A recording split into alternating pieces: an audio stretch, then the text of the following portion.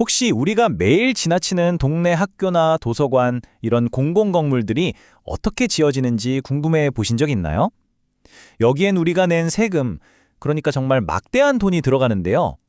오늘은 경기도의 데이터를 통해서 빠르게 변하는 세상 속에서 이 돈이 과연 우리 미래를 위해 현명하게 쓰이고 있는지 한번 깊이 들여다볼까 합니다. 바로 시작하죠. 자, 먼저 이 숫자부터 한번 보시죠. 15조 7천억 원.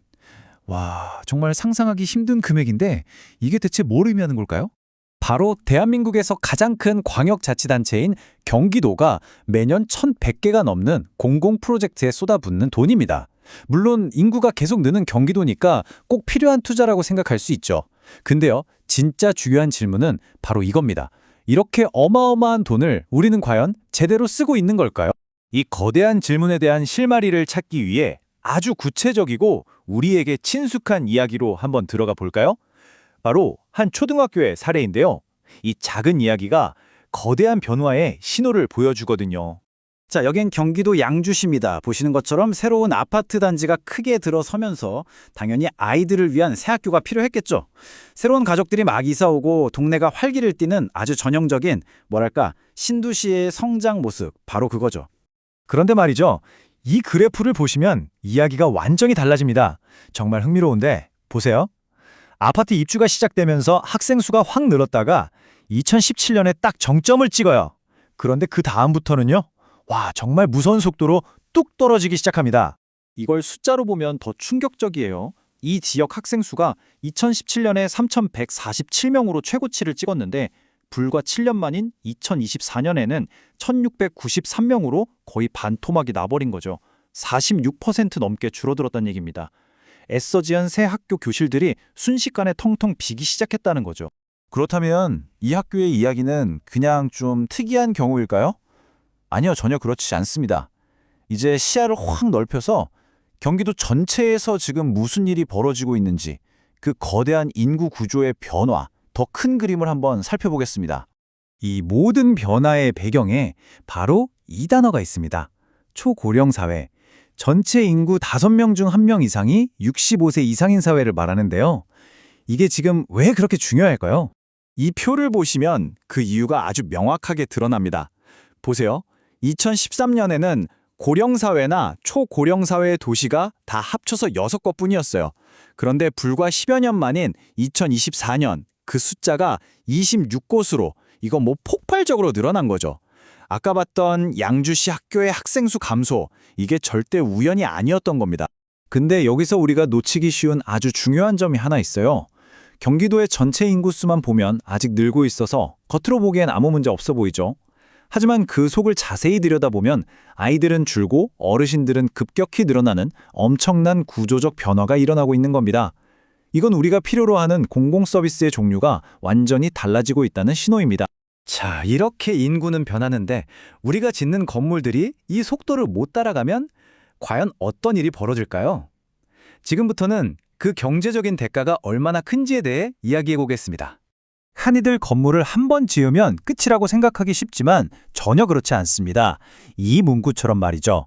진짜 돈이 들어가는 건 건물이 문을 연 그 순간부터 수십 년 동안 계속되는 바로 그 운영비입니다. 그리고 활용도가 낮을수록 그 부담은 눈덩이처럼 불어나죠. 와, 이 두 그래프가 이걸 정말 기가 막히게 보여주네요. 자, 왼쪽 그래프 먼저 보실까요? 도서관 크기랑 이용자 수를 나타내는데 점들이 막 흩어져 있죠? 이건 별 상관이 없다는 뜻이에요. 그런데 오른쪽 그래프를 한번 보세요. 건물 크기랑 연간 운영비는 거의 자로 잰 듯이 같이 올라가죠? 무슨 말이냐? 건물을 무작정 크게 짓는다고 사람들이 더 많이 오는 건 아닌데 돈은 확실히 더 많이 들어간다는 겁니다. 자, 그럼 이런 비효율이 쌓이고 쌓이면 대체 얼마만큼의 손실이 발생하는 걸까요? 바로 이 금액입니다. 7,280억 원. 근데 놀라운 건요, 이 7,280억 원이 그냥 운영비가 아니라는 거예요. 입장료 같은 수입을 다 빼고도 남는 순수한 적자 금액입니다.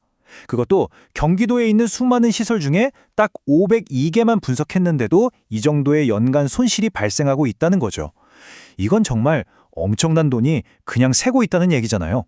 자, 문제점은 이제 확실히 알겠습니다. 그럼 해결책은 뭘까요? 다행히 방법이 있습니다. 지금부터는 보고서가 제안하는 아주 희망적인 대안, 그러니까 더 똑똑하게 짓는 법에 대한 새로운 청사진을 한번 살펴보겠습니다. 핵심 전략은 딱 두 가지로 요약할 수 있어요. 첫 번째, 이제는 감이 아니라 데이터를 가지고 미래를 더 정확하게 예측하자는 거고요. 두 번째는 한 번 지으면 그걸로 끝이 아니라 시대 변화에 맞춰서 변신할 수 있는 그런 유연한 건물을 짓자는 겁니다. 그 유연한 건물의 대표 주자가 바로 모듈러 건축이라는 건데요. 이름이 좀 어려워 보이지만 사실 아주 간단해요.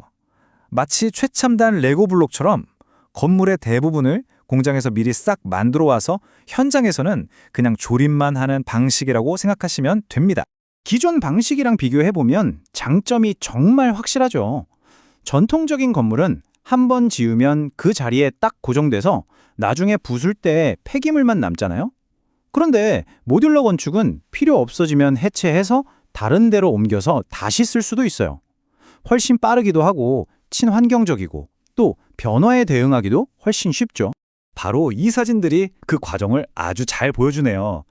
왼쪽처럼 공장에서 만든 모듈을 크레인으로 착착 조립하면 오른쪽처럼 완벽한 건물이 뚝딱 탄생합니다. 이런 방식이라면 미래의 학생 수가 줄어든 학교가 어르신들을 위한 복지시설로 또 그 다음엔 전혀 다른 용도로 얼마든지 변신할 수 있는 가능성이 열리는 거죠. 자, 이제 거의 다 왔습니다. 결론을 향해 가볼까요?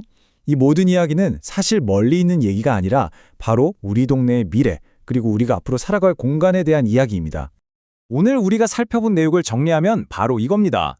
이제는 과거의 성장 방식에만 머물러선 안 됩니다. 데이터를 보고 미래를 예측해야 하고요. 새로 짓기 전에 지금 있는 건물을 다시 쓸 수는 없는지 먼저 고민해야 합니다. 그리고 모듈러 건축처럼 유연한 설계를 적극적으로 받아들여야겠죠. 마지막으로 가장 중요한 건 우리가 낸 세금 단 한 푼이라도 낭비되지 않도록 그 효율성을 꼼꼼하게 따져야 한다는 겁니다. 자, 이걸 다 보시고 나서 마지막으로 이 질문을 한번 스스로에게 던져보셨으면 합니다. 지금 여러분이 살고 계신 동네를 한번 쭉 둘러보세요. 우리 동네에 있는 도서관, 주민센터, 공원 같은 공공공간들, 과연 지금의 우리만을 위한 공간일까요? 아니면 앞으로 다가올 미래의 우리까지도 품을 수 있는 공간일까요? 한 번쯤 깊이 생각해 볼 문제입니다.